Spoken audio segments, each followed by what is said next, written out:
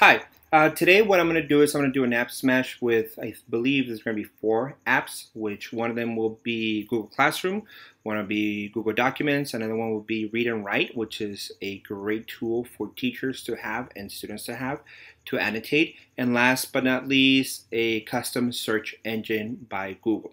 So as you can see right now on my screen, you can see my Google Drive for my school. What I'm going to do is first I'm going to create a document called App Smash. So I'm going to create a blank document.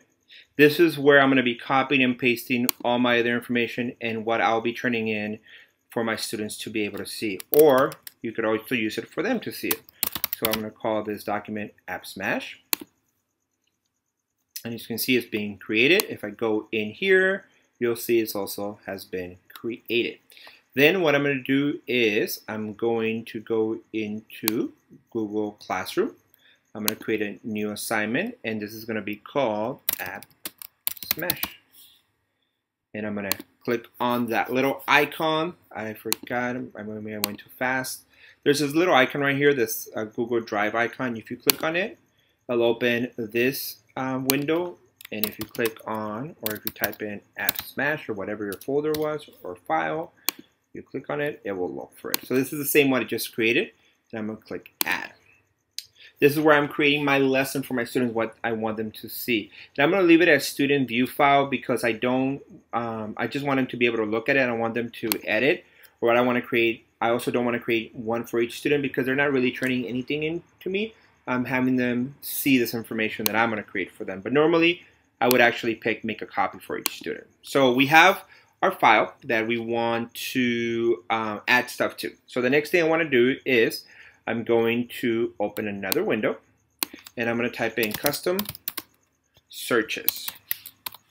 And the first thing that should come up will be the custom searches by Google. Now, I believe this is a great tool for teachers, especially for younger students. When you don't want them to have access to everything on the internet, you can create these custom search engines, and this allows students to just search within certain parameters that you have established. So I'll show you how to create one right now. You see that you already have 3 of them. I'm going to create a new one, and I'm going to call it, it's going to be in English, and I'm going to call it sports. And what I want is to, up here, where it says sites to search, I'm going to tell them what sites to search. I'm going to go ahead and type in ESPN.com. I'm going to type in www.si.com. And I'm going to type in, I don't know, MMA Junkie. Okay, you can see that down here it tells you other ways that you can type in things here to give you either a bigger range of pages or a shorter range of pages.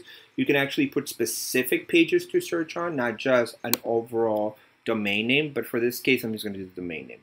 And then what I'm going to do is I'm going to click create. So I have 3 sites. I'm going to click create, and when I click create, it will say, do you want to add to your site like a code? Do you want to modify? Do you want a public URL? I'm going to click the public URL. So when I click on that, you'll see that now it's created an actual search engine for me. Whatever I type in here, it would only search within those 3 websites that I have gone ahead and told it to search into. Nothing else. But I'm going to show you the other one that I created for my 5th grade team so that you can see what an Elements one looks like. So I'm going to go back. I just closed that one. I'm going to go back. Go back again. And I'm going to click the. Now, this should show the sports one now. Oh, sorry, I went too far. I'm going to click on. And you see the sports one showing up now. I'm going to click on the 5th grade one. If I wanted to edit, I could go ahead and edit this information by adding more sites or deleting some of the sites. But in this case, I don't want to do that. I'm just going to leave it the way it is. And then I'm going to click where it says public URL to get that URL once again. Click on it, and this is my URL for 5th grade Elements, and I can name it whatever I want. So I'm going to copy this. I'm going back to English B, and I'm going to click on this little icon right here that's a link, and I'm going to click that link, and I'm going to click Add. Okay, now I have both of the things that I need to work on this project. I'm going to just leave it with English A. I'm not going to give it to, or English B. I'm not going to give it to anything else or anybody else. and I'm going to click Assign. If you wanted to change the date, you can change the date of when it's due. You can also add a timer, like you can say I want it by 12, by 1, it's up to you for Google Classroom. And I'm going to click Assign. Okay, I've gone ahead and assigned this to my students. They have their custom URL, they have their application or their file that they're going to be looking at, and I'm going back to that file myself. I'm going to close this, and I'm going to go into here. So we have the custom website, the custom search engine. We have the app, the Google Drive app. We have Google Drive, and now we're going to use Read and Write, which is one of the applications that I really like using in my classroom. And I'm going to type in hydrogen because I want to know about hydrogen. And when I click hydrogen, it will give me that there was actually 5 references to hydrogen. So I'm going to click on Chem for Kids Elements, periodic table. And here, my students can search about hydrogen, and I can see that there's always already hydrogen down here. So I want them to have this information, but I also want them to keep it and use it in a way that they're going to use it for the project. So I'm going to click on this little icon up here that says Read and Write for Google, and I'm going to drag it down. Oh, well, maybe it's double click, I forget.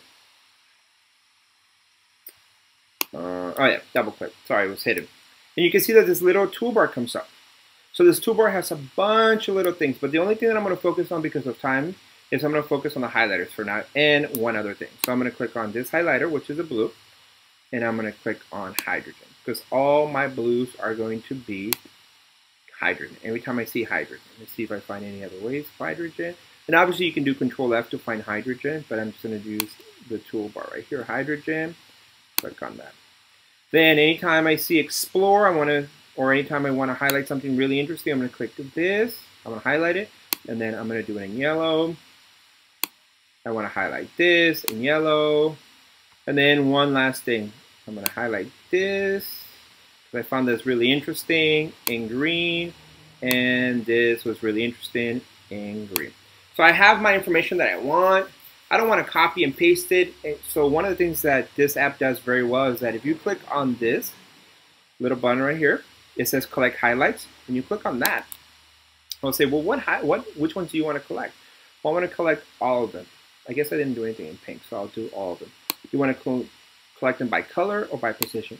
Well, I kind of by color in this case because my yellows were something, my greens were another thing, my blues were something else, and my purples were something else. So there were different categories. So I'm going to click OK, and here's where the magic happens. Well, should happen. Yes. Once you do that, it collects all your information for you in those categories. Then all you have to do, if I was a student, I can click on this document if I wanted to. Control A, Control Copy. I can go to that App Smash document, Control V, and close it. So my teacher has received my information. I close this, and then I can go back and I can look at the document, and hopefully the information is there. We'll see. Should show. And there it goes.